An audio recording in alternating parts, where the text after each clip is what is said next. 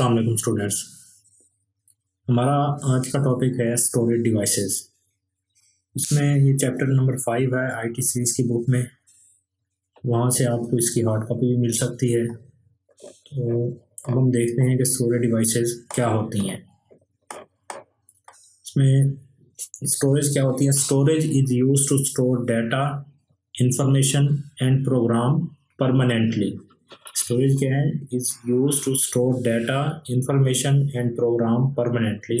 Storage जो है वो हमारे किसी भी डाटे को, इंफॉर्मेशन को या प्रोग्राम्स को मुस्तकिल तौर पर अपने पास स्टोर रखती है। It is also known as secondary storage, auxiliary storage और mass storage. Storage is required for the following reason के मुंदरजा झैल वजूहात हैं जिसके लिए हमें स्टोरेज की ज़रूरत पड़ती है। The main memory is temporary memory. The storage is required to store data and program permanently. ये जो मेन मेमोरी हम यूज़ करते हैं जिसको रैम भी कहते हैं, तो वो क्या होती है, एक आर्जी मेमोरी होती है। जब भी आपका कंप्यूटर शट डाउन होगा तो इसके अंदर जो भी डाटा होता है वो रिमूव हो जाता है। तो इस वजह से जो है हमें स्टोरेज की ज़रूरत पड़ती है ताकि हमारा डाटा जो है वो परमानेंटली स्टोर हो सके। उसके बाद the capacity of main memory is limited, कि जो रैम है, मेन मेमोरी है, उसकी कैपेसिटी जो है वो लिमिटेड है, बहुत ही कम, 2 GB, 4 GB, 8, 16 या 32 GB तक होती है।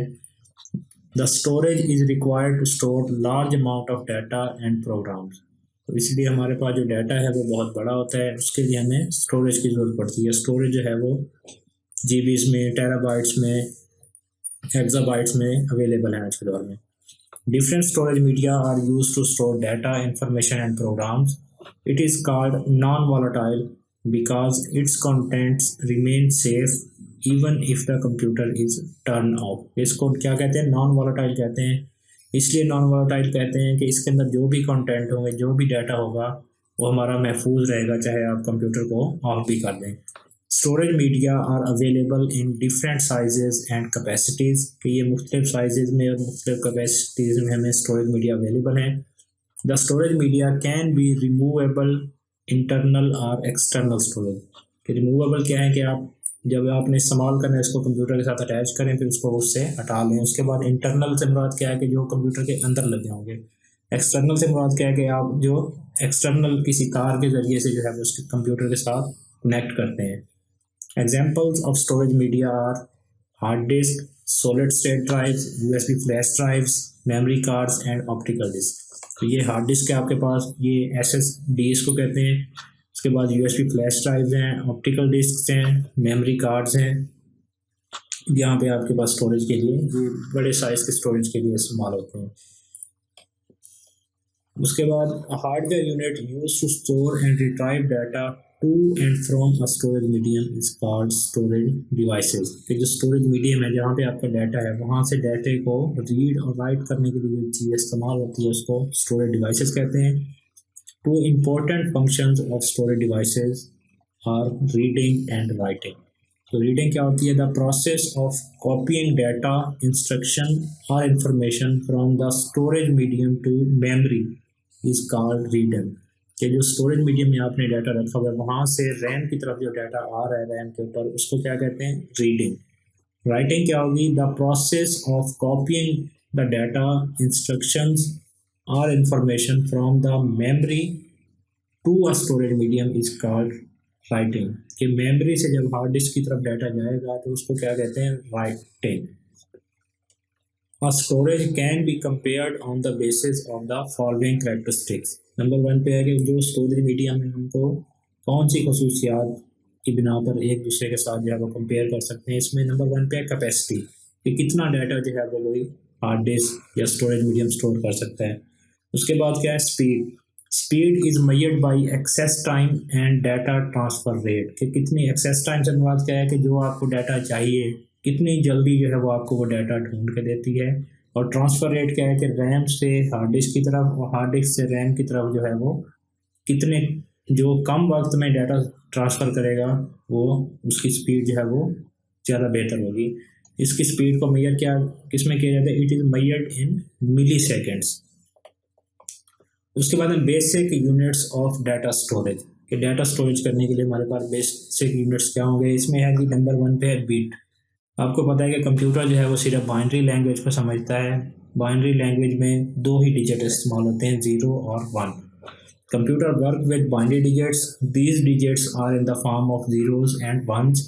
अ binary digit is called bit, कि जो एक बाइनरी डिजिट होगा चाहे वो 0 है या 1 है उसको बिट कहते हैं। One bit take one storage location in memory, के रैम के अंदर जो है वो एक बिट एक मेमोरी लोकेशन को ऑक्यूपाई करती है। It is the smallest unit of data storage. उसके बाद बाइट है, इसमें 8 बिट्स होंगी। किलो बिट है, इसमें 1024 बाइट्स होती हैं। मेगाबाइट है, इसमें 1024 किलो बाइट्स होंगी। उसके बाद गीगाबाइट है, इसमें 1024 मेगाबाइट्स होंगी। उसके बाद टेराबाइट है, इसमें 1024 गीगाबाइट्स होंगी। उसके बाद पेटाबाइट है, इसमें 1024 टेराबाइट होंगी। उसके बाद हेक्साबाइट है, इसमें 1024 पीटाबाइट होंगी। उसके बाद जीटाबाइट है, इसमें 1024 हेक्साबाइट होंगी। उसके बाद योटाबाइट है, इसमें 1024 जीटाबाइट होंगी। अब डाटा जो हम हार्ड डिस्क के अंदर स्टोर करते हैं उसको एक्सेस करने के लिए, उस तक रसाई हासिल करने के लिए हमारे पास मेथड्स होते हैं। इसमें नंबर 1 पे है रैंडम एक्सेस मेथड। रैंडम का मतलब होता है कि आप जिस भी डाटे को जब चाहे डायरेक्टली एक्सेस कर सकते हैं। रैंडम का मतलब ये होता है। Random access means that data can be retrieved directly from any location on the storage medium in any order, कि आप किसी भी तरतीब से किसी भी लोकेशन से जो है वो डाटे को एक्सेस कर सकते हैं। Random access devices move directly to a particular location on the medium when data located at the location is needed, कि जो डाटा आपको चाहिए वो जिस भी लोकेशन पे पड़ा होगा ये डायरेक्टली उसी लोकेशन पर जाके डाटे को एक्सेस करेगा। Almost all storage devices used with computers today are random access devices such as hard drives, CDs, DVD drives and USB flash drives। कि आजकल के कंप्यूटर के साथ जो भी स्टोरेज डिवाइसेस इस्तेमाल हो रही हैं वो मोस्टली जो है वो इसमें रैंडम एक्सेस डिवाइसेस हैं। Random access method is also known as direct access method, कि रैंडम एक्सेस मेथड को डायरेक्ट एक्सेस मेथड भी कहते हैं। The media that use random access are sometimes called addressable media. It means that the storage system can locate each piece of store data at a unique address. इसको addressable media कहते हैं। क्यों कहते हैं? कि जो भी डाटा होगा हर डाटे का जो है वो एक यूनिक एड्रेस होगा जो किसी दूसरे के साथ मैच नहीं करता होगा।